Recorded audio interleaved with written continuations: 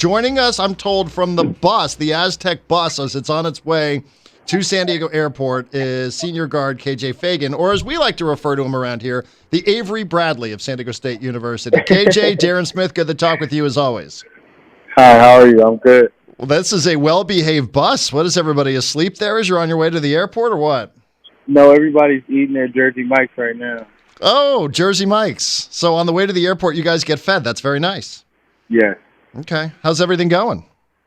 Can't complain. We had a nice little off game, so we got a little bit more extra rest on our Wednesday, so I'm just ready to go for Saturday right now. So a little extra rest, what does that mean for you? You guys are so conditioned to playing. You've played 23 times. You didn't have a week off up until this point. Like your coach came on and said, like, I could see that some of the legs may be getting a little bit tired. What about you? I didn't feel myself getting really tired. I feel like I'm in supreme shape this year, so I don't really feel like I'm getting bogged down like that little mid-season wall that people hit around this time. I don't feel like I'm hitting that wall this year. But we played about 3 games in 7 days, so maybe I don't realize it, but my legs could be getting a little bit tired. So just that extra day off was really good for us going forward. We all just kind of had to hit reset a little bit. A couple guys were battling some sickness and the flu or things like that, so it just gave us some time to get everybody back to 100%. That way we're ready to go on Saturday. Uh-oh, the flu. What's going on there? No, Trey has been battling the flu the last 2 games, so he's been able to just rest up, and now he's ready to go for Saturday. Yeah, dude, I mean, if somebody works in this office, they got the flu. I stay away from that person as much as I can and hand sanitize and all that. What do you guys do when somebody comes down sick? Oh, I think we just quarantine him from the team, really. Right, nobody wants to be around that dude. Right. So he's just watching practice, but he's not going contact or anything like that. So we don't really get nobody else gets sick. So it's good to have him back in practice. We're all full strength. We had 2 good days of competing, so we're all ready to go. Okay, good. You don't make him wear one of those surgical masks if he's hanging around the jam center or whatever? I think he was. I wasn't paying too much attention. Okay, fair, because you don't want any part of that. KJ Feagin joining us on Xtra 1360. So you guys, your approach, right, KJ? I'm sure I can ask a bunch of different questions, but you live. You're an athlete. Like you live by the one game at a time, right? Mm-hmm. That said, you have Air Force coming up tomorrow. This game will be listened and heard right here. Do you know the remaining schedule? Like, do you know how many games are left, and do you know the order of the teams that you're playing down the stretch? I just know that we have New Mexico after this. Other than that, I can't say who's after that. I think I'm just so caught up in just going game by game. Whoever I see on film that day is who I know that we have. So I'll look at the schedule after this game, but I'm just focused on Air Force right now. So we got Air Force, New Mexico Tuesday, but if I were to ask you about the remaining 4 regular season games, you could just guess what they were. Like you're literally living that saying one game at a time. I would say, let's see who we're going to play once. I know we have to play UNLV again. Correct. Who do we start off with? Oh, we have to play Colorado State again. Uh-huh. New Mexico Tuesday. Right. I'm trying to think. I love it. I think it's great. You have Air Force, New Mexico, at Boise, home UNLV. Boise. At Boise, which is never a fun place, and then home Colorado State, your final regular season game, and then at Nevada to wrap up the season. There we go. I forgot about Nevada too. So there you go. So I'm glad I could help here. So you guys are 23-0. This has never happened before in program history. Last time we chatted, you were on your way to 2021. You're number 4. San Diego State's never been higher than 4. Do you guys feel like you've accomplished anything so far in the 2019-2020 season? No, I don't think we have. I think at this point we've adjusted our goals, and I think at this point we want it all. We want to go for the regular season title. We want to go for the Mountain West season title, and we want to go for the national title. We're 23-0 almost in the middle of February, so it's kind of against what we're doing, against our work every day to say that we just want one thing. I want it all right now, so we're just working every day to handle each game, and I want to finish the season undefeated, and nobody likes losing, so every game I want to go out there and try and win. I like that. You want it all. You're getting a little greedy at this point of the season. You mentioned your goals were adjusted. What were they adjusted from? I think just to start off, we wanted to get just the Mountain West and the Mountain West conference title, but as we moved through the season and we played some of these teams like Creighton, BYU, Utah, some of the big games that we won, we know that we could win on a national stage. So we turned our sights to the big dance, and we know that once we get there, we want to win it all. The previous game you had, which I'm sure is in the rearview mirror, last Saturday at Utah State, something special for you guys beating Utah State the 2 times that you did, just based on the fact that preseason they were unanimous number 1. Mm-hmm. That's just something that the media talks about.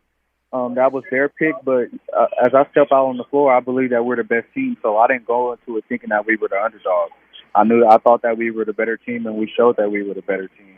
At home, they had a lead on us at halftime, and I thought that was a good game for us because we weren't just on top the whole game. We kind of had to fight back. So wins and gritty wins like that will bode well for us when we get into March. So as far as picking them unanimous number 1, that was out of my control, but what was in our control, we handled.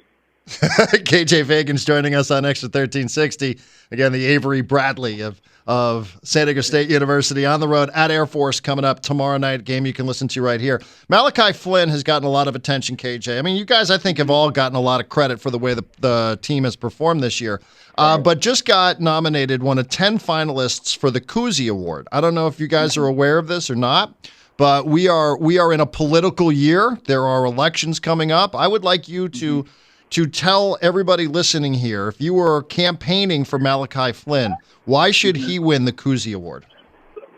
I think on a stacked team with guys that in the starting 5 that could easily all average 20 points, he's managed to outshine all of us without being outside of himself. He's just a natural killer. He's a natural scorer.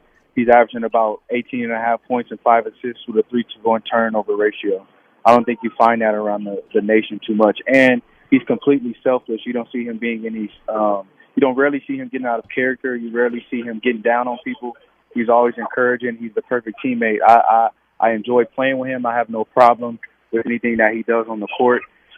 Any point guard would want to play with somebody like Malachi Flynn. So if you're going for the Bob Cousy Award, just like I did 5 minutes ago, I will log on to that website and vote for Malachi Flynn. We did not rehearse that. So, KJ, tell everybody that was not rehearsed. That was totally natural. You did not know that question was coming, yet you were prepared for it, correct? Definitely. That was right off, straight from the heart. Okay, and everybody, by the way, can vote for the Cousy Award. So if, in fact, everybody out there wants to vote for Malachi Flynn, he's one of 10 finalists in the country. I don't know that you might have a future in campaigning there, my friend. You want to get in the politics or what? I mean, if it's bringing in good money, why not? Right. I mean, that's what are you going to class for right now? What are you studying? I'm in the Arts and Sciences grad program, but I have my degree in communications from Santa Clara. Okay, so you could be like a campaign manager, or maybe you'll be the guy who's running for office someday. What do you think? Oh, I wouldn't mind it. Hopefully. Hey, I do want to ask you, I mean, because I've spent 2 weeks, dude, talking about Kobe Bryant. And, you know, I know you're a Laker fan, and we talked about it a little bit last time you were on the show, which is why I'm joking about the Avery Bradley stuff. But, you know, as a player, like, it's one thing for me. I'm a fan, dude. I didn't play. Like, you're a player. Like, could you talk a little bit about, like, what Kobe Bryant meant to you as somebody who grew up watching him play? Yeah. I just think different from the other fans, like being from L.A. and for the last 22 years of my life, being able to watch him go from, you know, Afro Kobe to number 24 to being the old ball guy who's scoring 60 points in his last game. I just was able to watch his evolution. So for me, it was just a constant influence on my life. So on that day, I just lost a big influence that for the last 3 years since he's been away from the game, I think that I kind of took it for granted, being that he was away from the game. So I wasn't really all in on his game or studying his game like I should have. But while he was playing, he was the fuel to all of my fire in terms of desire and working and wanting to be at the highest level. He showed you what it was like and what it took to be the best. He set the standard for those to come. That's why it's so hard for us to put somebody above him based on his work ethic, because he gave his all to the game. Like I told somebody the other day, when he died, I think the game elevated because every player now has to find a way to repay him for what he did for us growing up and influencing us in this game. So I think that the next generation will honor Kobe in the right way. We lost a legend on that Sunday, but at the same time, he'll forever be here. We have his video archives and his highlights and all for us to here to stay and watch while we are still here on Earth. So there's different ways for us to repay him, and I think that we would do that. Did you ever get a chance to meet him, see him live? Yes, I didn't see. I never been to a Laker game myself, but I saw him with the Redeem team in Vegas when they were playing those exhibition games against Brazil. I remember seeing him give Leandro Barbosa one of the worst games of his life. He was just relentless on the defensive end. I just remember as a young kid watching him and just marveling at that team. So that was one of my only times getting to watch him live. I love it. Dude, do you ever think about him when you're on the court? I mean, I know you're focused on the game. You'll be focused on Air Force tomorrow night, but are there times like whether it's practice, like when do you think about, what Kobe Bryant has meant to you? I don't think I think too much about it on the court. On the court is when I kind of forget everything that's going on around me. But, every time I see a social media post or anything like that, it's not one specific thing. I just think of where I was during his greatest moments, that game winner when he had against the Phoenix Suns when he was on the elbow, his 81-point game, his 60-point game. I remember being in my dorm room as a freshman. So he's just re-jogging memories for me as I remember what he did on the court every day. KJ, safe travels. Enjoy your Jersey Mike's. Now, you have to wait through this interview to eat your Jersey Mike's, or did you just crush that already before we started talking? I'm personally not a big Jersey Mike's fan, so I asked to give them per diem instead so I could get something at the airport. So I'll get something at the airport. I think they have a few Dover or something like that. So you guys are flying Terminal 1? Probably. We're usually Delta, so it's Terminal 1. Oh, okay. Well, good luck with that. Cool. All right. Well, you like what you like. Good luck finding something to eat. Appreciate you taking the time. Good luck tomorrow night against Air Force. We'll be listening and watching. Thanks, KJ. Thank you. You guys have a great day. We will. You got that.